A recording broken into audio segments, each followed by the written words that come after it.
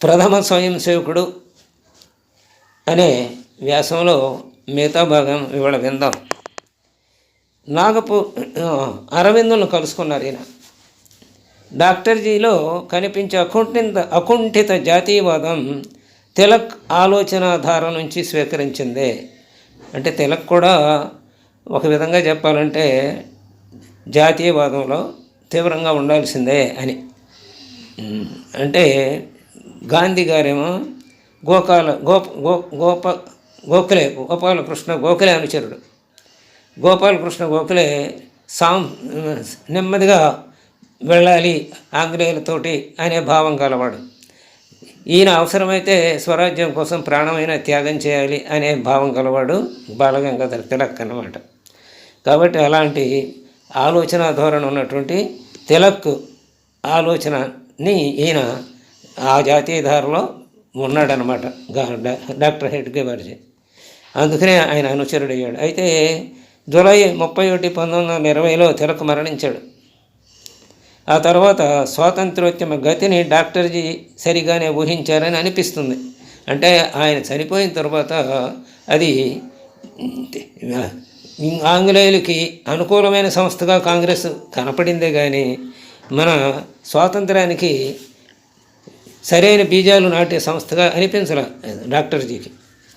అందుచేత ఆయన ఇది పూర్తిగా జాతీయ భావాన్ని మేల్కొల్పదు మన దేశ ప్రజల్లో అనే భావాన్ని ఆయనకు వచ్చేసింది ఆ భావం. అందుకే డాక్టర్ మూంజేతో కలిసి డాక్టర్జీ పుదుచ్చేరి వెళ్ళారు. పుదుచ్చేరిలో అప్పుడు అరవిందులు స్వామి అరవిందులు అయ్యారు. ఆయన కూడా ఆలీపూర్ కుట్ర కేసులో ఆయన జైల్లో పెట్టారు అరవిందుల్ని. అందుకనే ఆ తర్వాత జైలు నుంచి విడుదల తర్వాత ఆయన పుదుచ్చేరి వెళ్ళి ఆశ్రమం నిర్మించుకుని అక్కడ ఉంటున్నారన్నమాట. ఆయనని కోరారనమాట, కాంగ్రెస్ని మీరు నడిపించాలి ఆ సంస్థని అని. అయితే ఆ కోరికని నిరాకరించారు అరవింద్. డిసెంబర్ 1920లో నాగపూర్లో కాంగ్రెస్ సమావేశాలు జరిగాయి. 15,000 మంది ప్రతినిధులు వచ్చారు అక్కడికి. ఇంకొక 3,000 మంది ఆహ్వాన సంఘ సభ్యులు కూడా వచ్చారు. వీరు కాక ఇంకా సాధారణ ప్రజలు ఉన్నారు. ఈ సమావేశంలో డాక్టర్ పరాంజపే, డాక్టర్ హెడ్గే బార్జీ ఇద్దరు కూడా ప్రతినిధులందరికీ బస, ఆహార, వసతి అందించే బాధ్యత స్వీకరించారన్నమాట. ఆ తర్వాత ఇక్కడ సహాయ నిరాకరణ ఒకటి, తర్వాత ఖిలాఫత్ ఉద్యమం ఒకటి. ఈ రెండు కూడా అనేక ప్రశ్నలు రేపినాయి. ఈ రెండు అసలు భారతదేశ స్వాతంత్రానికి జాతీయవాద స్వాతంత్రం మనకు లభిస్తుందా ఈ రెండు ఉద్యమాల ద్వారా అనే ప్రశ్నలు రేపినాయి అన్నమాట ఈ రెండు ఉద్యమాలు. 1921లో డాక్టర్జీని అరెస్ట్ చేశారని చెప్పుకున్నాం కదా. కాటోల్, భరత్వాడ అనే చోట రెచ్చగొట్టే ప్రసంగాలు చేశారన్న ఆరోపణలతో ఈయన మీద దేశద్రోహం కేసు పెట్టారు. ఆయన 2 ఏళ్ల శిక్ష తర్వాత, అంటే ఈయనకి అప్పుడు 2 ఏళ్ళు శిక్ష వేశారు. ఆ తర్వాత అజనీ కారాగారం నుంచి విడుదలయ్యారు. అదే రోజు సాయంత్రం ఏర్పాటు చేసిన అభినందన సభలో మోతీలాల్ నెహ్రూ, హకీం అజ్మల్ ఖాను ప్రసంగించారు. డాక్టర్జీని 1922లో ప్రాంతీయ కాంగ్రెస్ సంయుక్త కార్యదర్శిగా కూడా నియమించారు. ఆ కాంగ్రెస్లో స్వచ్ఛంద సేవకుల దళం, హిందుస్థాన్ సేవాదళంలో కూడా డాక్టర్జీ భాగస్వాములయ్యారు.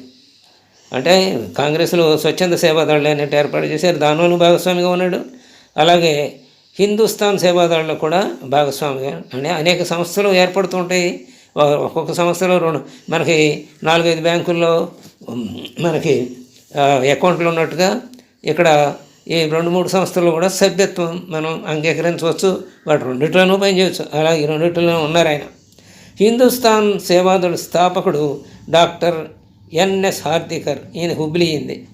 డాక్టర్జీ విద్యార్థి దశ నుంచి ఈ హార్దికర్కి తెలుసు అన్నమాట. అందుకని ఈ సంస్థలో కూడా హిందుస్థాన్ సేవాదళంలో కూడా సభ్యులయ్యారు. ఇక సహాయ నిరాకరణ అనేది నాటి ప్రభుత్వ వ్యతిరేక చర్యకు పిలుపు అన్నది అర్థమవుతూనే ఉంది మనకి. బ్రిటిష్ అనే ప్రతిదానిని వెలివేయాలి అని సహాయ నిరాకరణ ఉద్యమం చెబుతుందన్నమాట.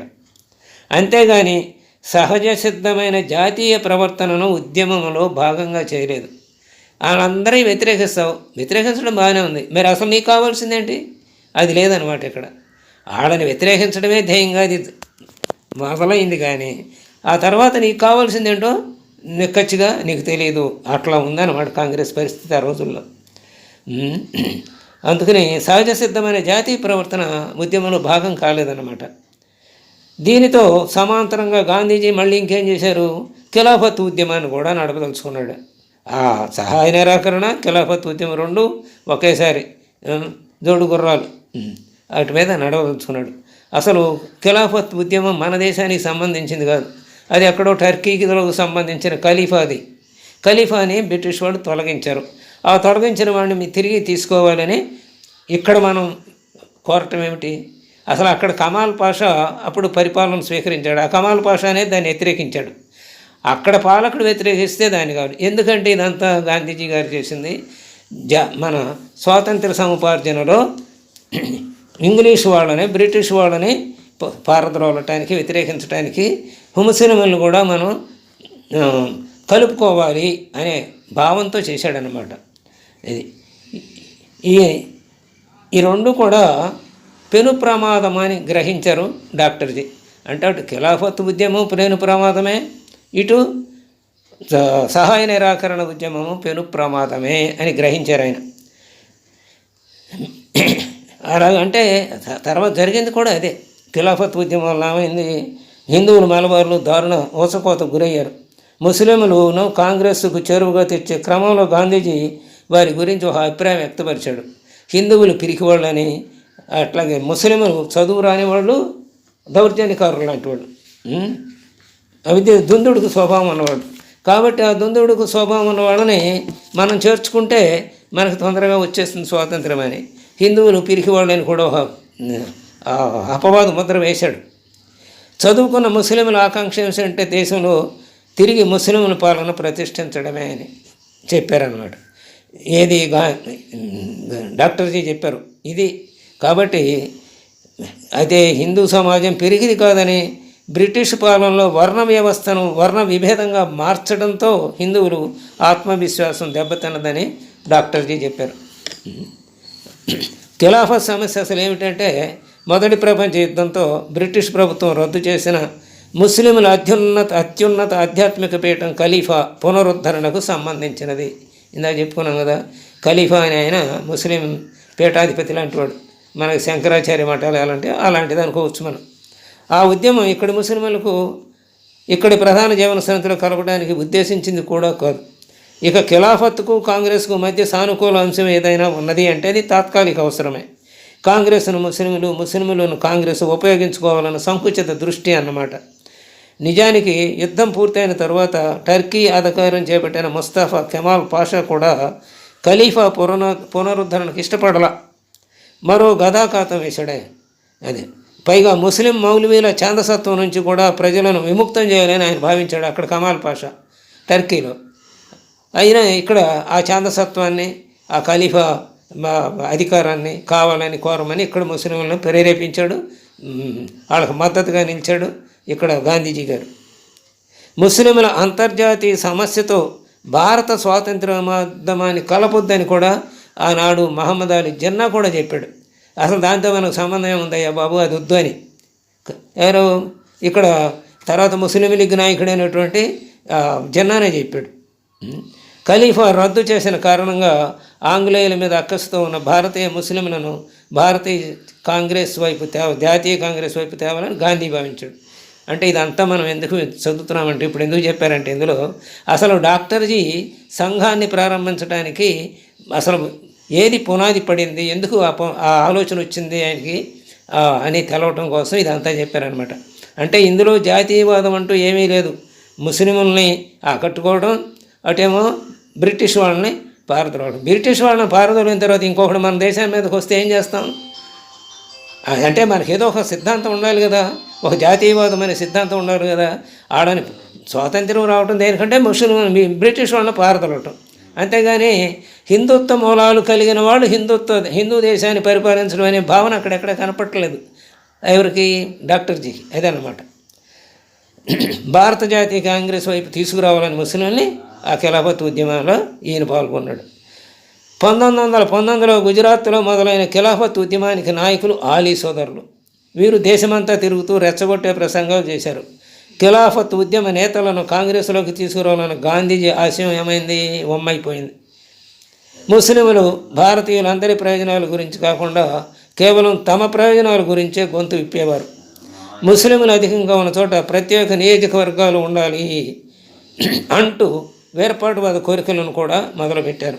అలాగే ఇప్పుడు మా ముస్లింలు ఎక్కువగా ఉన్న చోట నీవేమీ చేయడానికి వీల్లేదు, మేమే అధికారంలోకి వస్తామంటే మమతా బెనర్జీని బెదిరించి ఇవాళ టీఎంసీ నాయకుడైనటువంటి ఒక మహమ్మద్ అలీ అనే వాడు ఇప్పుడు ఆ టీఎంసీలో ఎమ్మెల్యే, అతన్ని టీఎంసీ నుంచి సస్పెండ్ చేసింది మొన్న మమతా బెనర్జీ. వాడు ఇప్పుడు నేనే పార్టీ పెడుతున్నాను ముస్లింల తరఫున, ఎంఐఎం మేము కలిసి మీ అందరినీ పారదొలుగుతాం, మేము ముస్లిం రాజ్యాన్ని స్థాపిస్తామంటున్నాడు. అంటే కాంగ్రెస్ జాతీయవాద భావం అప్పుడు మనలో నాటలేదు కాబట్టి ఇవాళ 78 ఏళ్ళు అయిన తర్వాత కూడా ఇవాళకి కూడా ఆ భావన నుంచి ముస్లింలు బయటపడలేదన్నమాట. కాబట్టి భారతీయులందరి ప్రయోజనాల గురించి కాకుండా తమ ప్రయోజనాల గురించి గొంతు విప్పారు ముస్లింలు. మాకు ప్రత్యేక నియోజకవర్గాలు కూడా కావాలన్నారు. అలా వేర్పాటువాదం మొదలైందనమాట. ఇది ముస్లింలకు హిందువుల మధ్య ఏమైంది? దూరం పెరిగిపోయింది. దీనివల్ల కాంగ్రెస్ నుంచి ముస్లింలు సామూహికంగా బయటకు వచ్చేశారు. 1921 మలబారాలలో చరిత్రలో మాయన మచ్చగా మిగిలిపోయి అక్కడ వేల మందిని చంపేశారు మా హిందువుల్ని. 1923లోనూ ఖిలాఫత్ ఉద్యమ నేపథ్యంలో దేశంలో మళ్ళీ మత ఘర్షణలు జరిగాయి. నాగపూర్లో జరిగిన ఘర్షణలను డాక్టర్జీ సమీపంగా ఉండి చూశారు. హిందువులు అధిక సంఖ్యాకులు, కానీ కొద్దిమంది ముస్లింల దాడిని ఎందుకు నిరోధించలేకపోతున్నారు? ఇదే ఆయనను బాగా ఆలోచింపజేసింది. దీనికి తోడు ఆ సమయంలో హిందువుల అభిప్రాయాన్ని స్వీకరించడంలో కాంగ్రెస్ నాయకత్వం విఫలమైందని డాక్టర్జీ ఒక అభిప్రాయానికి కూడా వచ్చారు. బహుశా అప్పుడే ఆయనలో హిందువుల ఐక్యత కోసం ఒక సంస్థ అవసరమన్న భావన కలిగి ఉండాలి. ఏ దాడిలో అయినా అధిక సంఖ్యాకులు లైన హిందువులే బాధితులు. అసలు స్వాతంత్ర్యం అంటే ఏమిటి అన్న ప్రశ్న డాక్టర్జీలో అప్పుడే ఉదయించింది. నాగపూర్ కేంద్రంగా స్వాతంత్ర్య అనే చిన్న పత్రికను కూడా స్థాపించారు. అందులో తన భావాలను వ్యక్తపరిచారు. అచ్యుతరావు కోల్హట్కర్, విశ్వనాథరావు కేల్కర్ ఇందులో పనిచేశారు. కానీ కొద్ది కాలానికే ప్రభుత్వం దాన్ని నిషేధించిందనమాట. ఆ పత్రికని, స్వాతంత్ర్య అనే పత్రికని. స్వాతంత్ర్యోద్యమంలో ఒక వెలితిని అయితే ఆయనని గమనించారు. అంటే ఏదో స్వాతంత్ర్యం వస్తుంది, కానీ అది మళ్ళీ స్వాతంత్రాన్ని ఇళ్ళ నుంచి మనం సంపాదించినా దాన్ని నిలబెట్టుకునే శక్తి దీనికి లేదు, ఈ ఉద్యమానికి అని గ్రహించారన్నమాట. కాంగ్రెస్లో అతివాద మితవాద వర్గాలు రెండు తీర్మానాలతో ఎన్నికల సుడిగుండంలో కొట్టుకుపోతున్నాయని, అక్కడ అతివాద తీవ్రవాద రెండు వర్గాలు ఉన్నాయి, ఆ రెండు కూడా ఎన్నికల సుడిగుండంలోనే కొట్టుకుపోతున్నాయని భావించారు. సాహితీ ప్రపంచ పరిస్థితి కూడా అట్లాగే ఉంది. సాహిత్యంలో కూడా తీవ్రవాద సాహిత్యం, మామూలు సాహిత్యం రెండు ఉన్నాయన్నమాట. కాబట్టి దీని అంతా ఊహాలోకం, అన్ని సమస్యలకు సామాజిక రాజకీయ రుగ్మతలకు పై పోత మాత్రమే ఉందని భావించారు. సహాయం నిరాకరణ విరమణ తర్వాత ఎందరో యువకులు తీవ్ర జాతీయవాదం వైపు కూడా వెళ్ళారు. హిందువులు ముస్లింల మధ్య సయోధ్య కాక సమస్య తయారైంది. ఆ సమస్య ఇప్పుడు తీరాలి కదా, పోవాలి. కానీ అక్కడ సమస్య మన స్వాతంత్ర ఉద్యమం సమస్యని పెంచింది కానీ తగ్గించరా హిందువులు ముస్లింల మధ్య. నీ మార్గం ఏదైనా కావచ్చు, నీ ఆలోచన ఏదైనా కావచ్చు, కానీ అది భారతదేశం గురించి ఉండాలి. లేకపోతే వర్తమాన స్వాతంత్ర పోరాట గమనం అయోమయంలో పడుతుంది అని భావించారు డాక్టర్జీ. ఆ తర్వాత మనం కలగంటున్న భావి స్వతంత్ర భారతం మాట ఏమిటి? కర్ర విరగని పాము సావని ఈ ఉద్యమాలతో రాష్ట్ర పురుషుడు మేలుకొనడం అసాధ్యమని కూడా ఆయన నిర్ణయించుకున్నారు. డాక్టర్జీ అందుకని ఏమనుకున్నారు? ఫలితంగా ఆయనలో ఎప్పటి నుంచో ఉన్న హిందుత్వమే యథార్థ భారత జాతీయత్వం అని ఆలోచన పైకి వచ్చింది ఆయనకి. అది హిందుత్వమే యథార్థ భారత జాతీయత్వం అని ఆయనకు ఆలోచన వచ్చింది. దీనితో ఆయన కలతలకి సంఘర్షణలకి తెరపడింది. ఏం చేయాలి అనుకుంటున్నాడు కదా. ఇప్పటి వరకు ఉన్న ఉద్యమాలు ఏవి కూడా భారతీయత వాసన కలిగి లేవు. కాబట్టి ఏం చేయాలన్నా ఇప్పుడుగా ఆలోచన వచ్చింది. ఆలోచన ఇప్పటికి బయటకు వచ్చింది. హిందుత్వమే యథార్థ భారత జాతీయ తత్వం అని. అందుకని ఆయనలో ఉన్న కలతలు సంఘర్షణలకి తెరపడింది. ఇక ఈ దేహంతో ఏం చేయాలి, శ్రమించాలి. ఇప్పుడు ఈ కళ్ళతో దాశ శృంఖలాలు లేని భారతమాతను దర్శించాలి అనుకున్నాడు. ఇదే ఆయన తపన. ఈ తపనే చారిత్రక ఘట్టానికి పునాది పడింది, అంటే ఆర్ఎస్ఎస్ ఏర్పడటానికి. అది ఆయన తర్వాత ఏం చేశారో రేపు తెలుసుకుందాం.